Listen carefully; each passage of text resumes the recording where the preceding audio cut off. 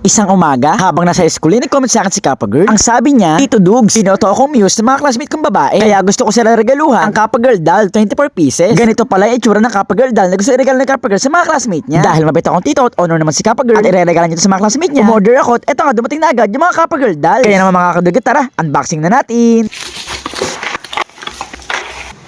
So mga kadugyot, eto na yung 24 pieces na Kappa Girl dolls. Bali 24 pieces nga pala pinabili sa akin ni Kappa Girl. Dahil 24 ang girls sa room nila. At ito ang re-regalo niya sa mga classmate niyang babae. Bali hindi nga para talaga Kappa Girl doll ang tawag dito. Yun lang ang tawag ni Kappa Girl dahil kamukha daw niya yung manika. Paras kasi sila ng buhok, ng mata. At ayan o nakasigaw o nakanganga din. Ibig sabihin nun masaya. At maganda nga din siya para regalo dahil meron na kasamang box. Hindi na kailangan balutin. Bali hindi na nga pala sila mahihirapan mamili dahil magkakamukha naman to. Magkakaiba sila ng kulay ng buhok at kulay ng mga damit. Pero lahat to ay maganda at cute. Hindi sila mahihirapan mamili. Kaya sigurado ako pag nakita to ni Kappa Girl talagang tuwang-tuwa yun. Hintayin na natin siya umuwi ngayong umaga para madala niya to sa school. Papasok niya ng tanghali. At eto nga uwi na ni Kappa Girl galing school. Tito Dug, sabihin mo naman ako ng manika na yung papabigay ko sa mga classmate ko dahil gusto ko. Bako Kappa Girl, pamili na kita ayun o.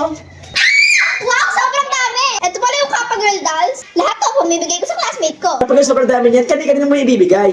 Ito kay Bella, Cheska, Ayesha, Ella, Sofia, Manon, Megan, Yunche, Lara, Daniela, Jenny, Lisa, Rose, Kisu, Maloy, Mika, Aya, Sheena, Colette, Stacy, Gwen, Joanna, Maylin, Alona, Isa, Chloe. Bako Kappa Girl, dahil mo palang classmate ang magbibigyan niya.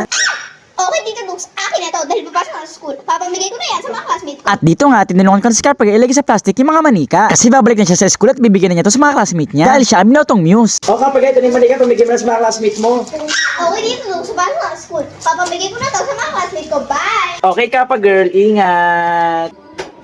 Tito Dug, sal umuwi na ang asawa mo at wala na siya dito. Simula ngayon ako na ulit ang lagi mo ililibre. Dahil lagi na naman akong honor, di ba? Ngayon, Tito Dug, sal honor ako, dalhin mo ako sa Jollibee.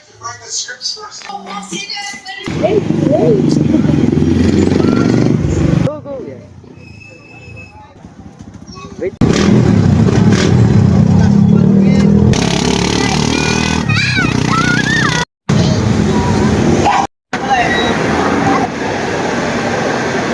Ano ka na?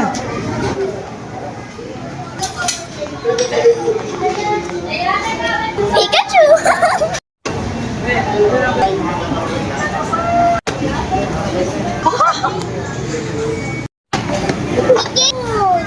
Bird, bird.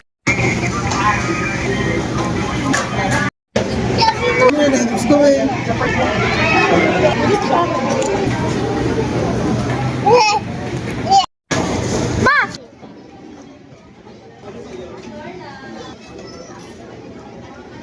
Ano na agad?